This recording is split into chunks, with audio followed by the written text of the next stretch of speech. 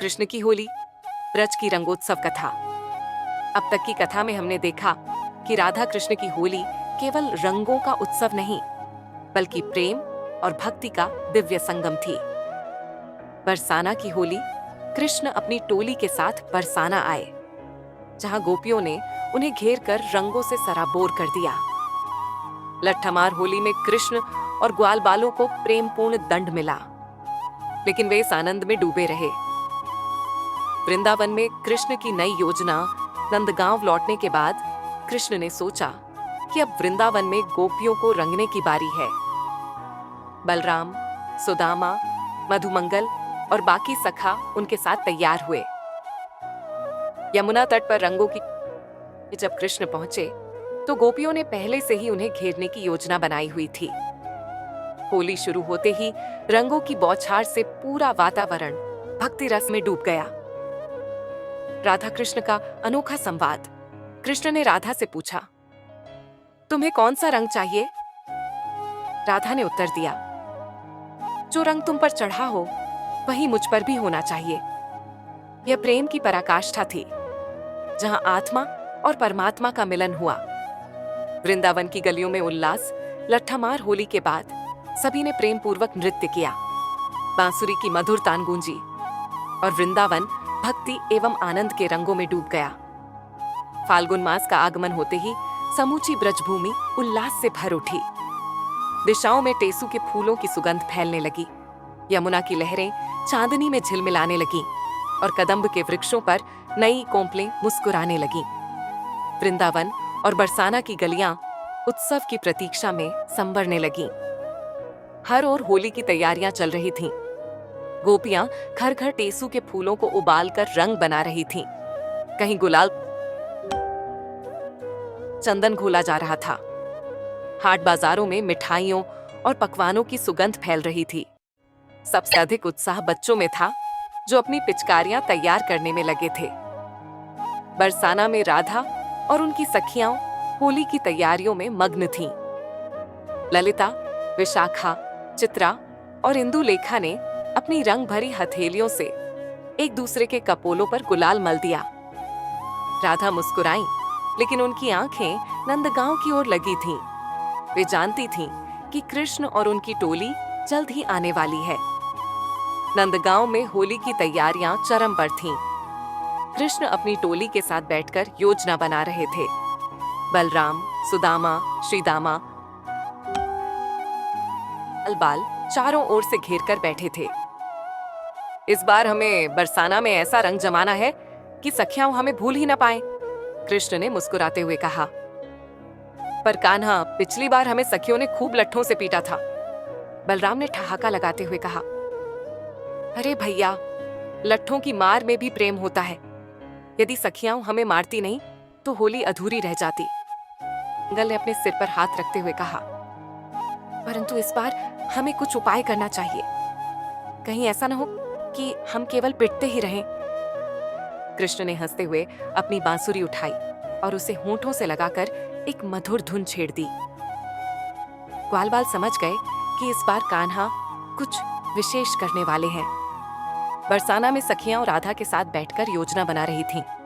इस बार यदि कान्हा आए तो हम उन्हें रंगे बिना नहीं छोड़ेंगे, ललिता ने कहा। लेकिन वे बड़े चंचल हैं, हर बार किसी न किसी उपाय से हमें हरा देते हैं, विशाखा बोली। राधा मंद मंद मुस्काई। उनकी आंखों में एक विशेष चमक थी। वे जानती थीं कि कृष्ण आएंगे और उनके संग होली खेलकर प्रेम और भक्ति के रंगों में सराबोर कर देंगे। यदि कृष्ण हमें रंग देंगे तो हम भी उन्हें छोड़ने वाली नहीं हैं। राधा ने हल्का गुलाल उठाकर हवा में बिखेर दिया। सखियां खिलखिला उठीं। सभी अपने अपने लठ और रंगों के घड़े लेकर तैयार हो गईं। नंदगांव में जैसे ही सूरज की पहली किरणें यमुना के जल पर पड़ी, कृष्ण और उनकी टोली अपनी पिचकारियां और रंगों से भरी गगरी लेकर बरसाना की ओर निकल पड़ी। रास्ते में हर ओर हर्ष और उल्लास का वातावरण था। बच्चे हंसते गाते दौड़ रहे थे, ग्वाल बाल नाचते गाते आगे बढ़ रहे थे और कृष्ण सबसे आगे अपनी बांसुरी बजाते हुए चल रहे थे। जैसे ही वे बरसाना पहुंचे, गोपियों ने अपनी छतों से उन पर रंग बरसाने शुरू कर दिए। लाल, गुलाबी, पीले और हरे रंगों की बौछार से पूरा वातावरण सुरभित हो उठा। कृष्ण ने हंसते हुए अपनी पिचकारी चलाई और देखते ही देखते चारों ओर रंग ही रंग फैल गया। बरसाना की गलियां प्रेम के रंगों से सराबोर हो गईं।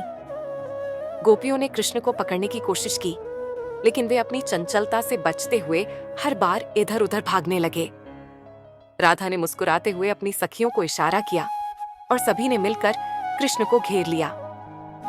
अब कहां जाओगे नंदलाल? ललिता ने हंसते हुए कहा। भाग तो नहीं सकते तो क्या करें? कृष्ण ने नटखट अंदाज में कहा। अब सजा मिलेगी, विशाखा बोली, और देखते ही देखते सखियों ने कृष्ण को पकड़कर उन पर गुलाल मल दिया। कृष्ण हंसते रहे और राधा ने अपनी हथेली में थोड़ा सा अबीर लेकर उनके कपोलों पर लगा दिया। पूरा बरसाना कृष्ण और राधा के प्रेम के रंगों में रंग चुका था।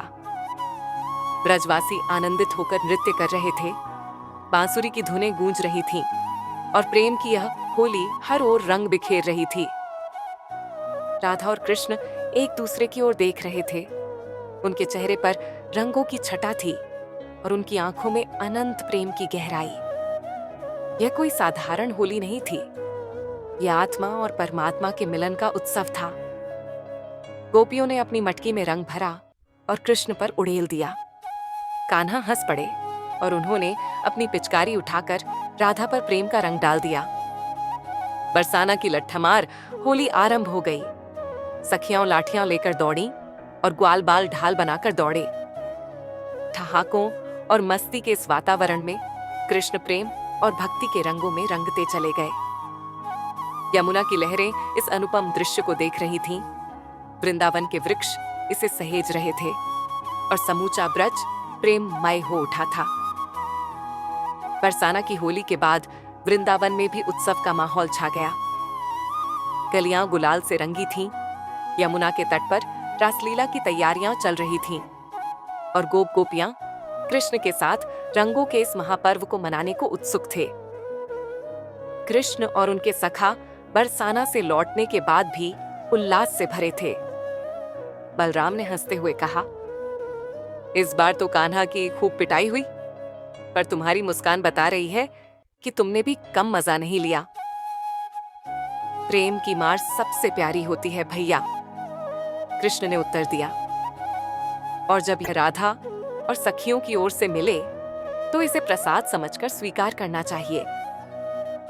गोपियों को यह ज्ञात था कि अब वृंदावन में होली का दूसरा पर्व मनाया जाएगा। सभी ने रंगों से भरी पिचकारियां तैयार कर ली थीं और इस बार वे कृष्ण को पहले ही घेरने की योजना बना रही थीं। वृंदावन में रंगों की होली आरंभ हो गई। यमुना तट पर एकत्र हुए सभी ब्रजवासी कृष्ण की प्रतीक्षा कर रहे थे। जैसे ही कान्हा बांसुरी बजाते हुए वहां पहुंचे, गोपियों ने उन पर रंगों की वर्षा कर दी। आज तो तुम बच नहीं पाओगे नंदलाल, ललिता ने कहा। पर मैं बचने की कोशिश ही कहां तक कर रहा हूं, कृष्ण ने मुस्कुराते हुए उत्तर दिया और अपनी पिचकारी से लाल गुलाल उड़ाया। राधा ने मुस्कुराते हुए कृष्ण को देखा। उनके कपोलों पर पहले ही हल्का गुलाबी रंग लग चुका था, जो कृष्ण की ओर से उड़ाए गए गुलाल की आभा से और भी गहरा हो गया। राधे, आज कौन से रंग से रंगूं तुम्हें? कृष्ण ने पूछा। जिस रंग से तुम स्वयं रंगे हो कान्हा, राधा ने उत्तर दिया। कृष्ण ने अपनी उंगलियों से थोड़ा सा अबीर उठाया और उसे राधा के कपोलों पर मल दिया। राधा ने भी कृष्ण के मुख पर गुलाल लगा दिया और पूरे ब्रज में जय जयकार गूंज उठी। वृंदावन की यह होली केवल रंगों का उत्सव नहीं थी, यह आत्मा और परमात्मा के मिलन का प्रतीक थी। भक्त और भगवान के बीच का यह रंगोत्सव भक्ति की पराकाष्ठा को दर्शाता था। जब कृष्ण ने राधा को रंगा तो वह रंग केवल बाहरी नहीं था, वह आत्मा का रंग था। राधा और कृष्ण की होली यह सिद्ध करती थी कि प्रेम में भेद नहीं होता, प्रेम में केवल एकत्व होता है।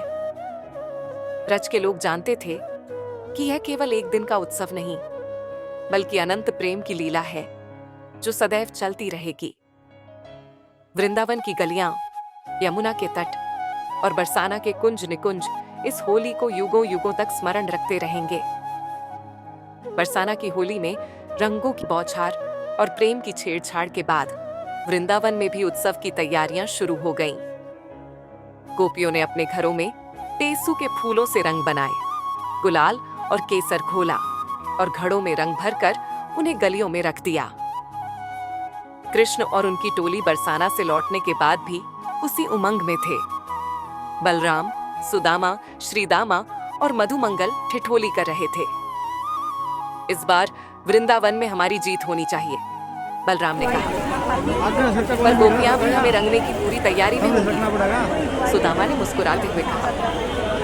यही तो असली आनंद है, जब प्रेम और भक्ति के रंगों में सब डूब जाएं। कृष्ण ने अपनी बांसुरी बजाते हुए कहा।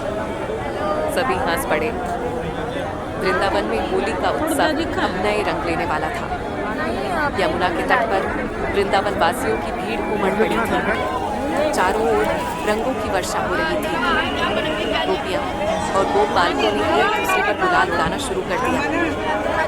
कृष्ण ने अपनी पिचकारी उठाई और चारों ओर रंगों की बौछार कर दी। जैसे ही रंग हवा में घुले, पूरा वातावरण प्रेममय हो गया। राधा अपनी सखियों के साथ खड़ी थी। कृष्ण धीरे धीरे उनकी ओर बढ़े। राधे, इस बार कौन से रंग से तुम्हें रंगूं? कृष्ण ने मुस्कुराते हुए पूछा। राधा ने हल्की मुस्कान के साथ उत्तर दिया, जिस रंग में तुम रंगे हो, कान्हा। कृष्ण ने गुलाल उठाया और हल्के से राधा के कपोलों पर मल दिया। राधा ने भी कृष्ण के गालों पर गुलाल लगा दिया। गोपियां ठहाका मारकर हंसने लगीं। अब कान्हा भी हमारे रंग में रंग गए। सभी ओर राधे कृष्ण के जयकारे गूंजने लगे। वृंदावन प्रेम और भक्ति के रंगों में डूब चुका था। यह केवल बाहरी रंगों का उत्सव नहीं था, यह प्रेम, भक्ति और समर्पण का प्रतीक था। जब कृष्ण ने राधा को रंगा, तो उन्होंने केवल रंग नहीं लगाया, बल्कि यह संदेश दिया कि प्रेम में कोई भेद नहीं होता। यह आत्मा का मिलन है, जहां एकत्व ही परम सत्य है। वृंदावन की गलियां, यमुना का तट और बरसाना की कुंज गली इस प्रेम होली को युगों युगों तक स्मरण रखेंगी। भक्तगण इस लीला को भक्ति के रूप में देखेंगे और हर वर्ष होली को उसी प्रेम भाव से मनाएंगे। राधा कृष्ण की यह होली केवल एक दिन का उत्सव नहीं, बल्कि अनंत प्रेम की एक लीला थी, जो सदैव चलती रहेगी। वृंदावन में रंगों की फुहारें उड़ रही थीं। सारा ब्रज होली के उल्लास में डूब चुका था। गोपियां कृष्ण को रंगने के लिए चारों ओर से घेरने लगी। कान्हा, इस बार बचकर नहीं जा पाओगे, ललिता हंसते हुए बोली।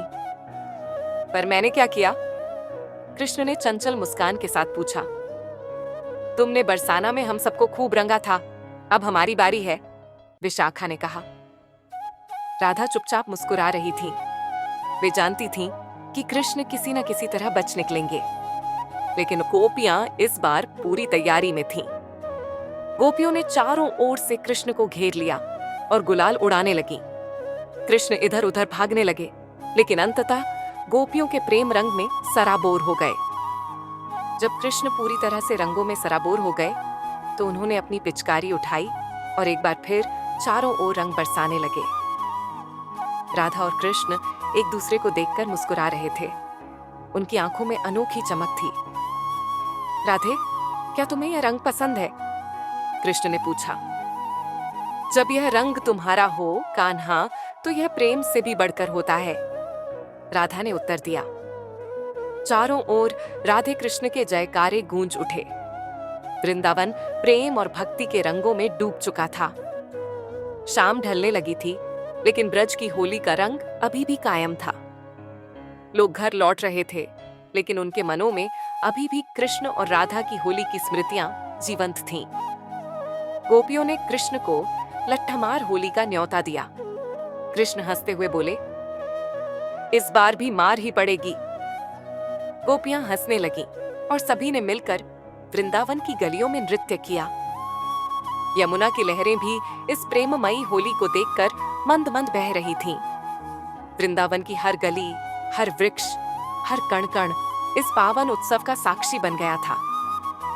राधा कृष्ण की होली केवल रंगों का उत्सव नहीं था, यह भक्ति और प्रेम का प्रतीक था। यह सिखाता था कि प्रेम में कोई भेद नहीं होता, कोई दूरी नहीं होती। जब भक्त अपने आराध्य में रंग जाता है तो वही सच्ची भक्ति होती है। वृंदावन की यह होली आत्मा और परमात्मा के मिलन का उत्सव थी। राधा कृष्ण की होली केवल एक पर्व नहीं, बल्कि प्रेम, भक्ति और आत्मसमर्पण का अद्भुत उदाहरण है। यह हमें सिखाती है कि जब प्रेम निस्वार्थ और समर्पण भाव से युक्त होता है, तब उसमें कोई भेद नहीं रहता, बस एकत्व की अनुभूति होती है। ब्रज की गलियां, यमुना का तट और बरसाना की कुंज निकुंज इस प्रेममयी होली को युगों युगों तक स्मरण करते रहेंगे। भक्तगण जब इस लीला को हृदय में धारण करेंगे तो वे स्वयं को कृष्ण के प्रेम में रंगा हुआ पाएंगे। प्रेम का रंग सबसे अनमोल है। भौतिक रंग तो धुल जाते हैं, लेकिन प्रेम और भक्ति का रंग कभी नहीं उतरता। ईश्वर के साथ एकत्व की अनुभूति जब कृष्ण राधा को रंगते हैं और राधा कृष्ण को, तब यह भक्त और भगवान के अद्वैत को दर्शाता है। समरसता और आनंद का पर्व यह होली केवल एक ऐतिहासिक घटना नहीं, बल्कि हर युग, हर काल में प्रेम और भक्ति का संदेश देती रहेगी। आइए हम भी इस होली में कृष्ण राधा के प्रेम में रंग जाएं। राधे कृष्ण, जय श्री राधे। बल्कि हर युग, हर काल में प्रेम और भक्ति का संदेश देती रहेगी। आइए हम भी इस होली में कृष्ण राधा के प्रेम में रंग जाएं। राधे कृष्ण, जय श्री राधे।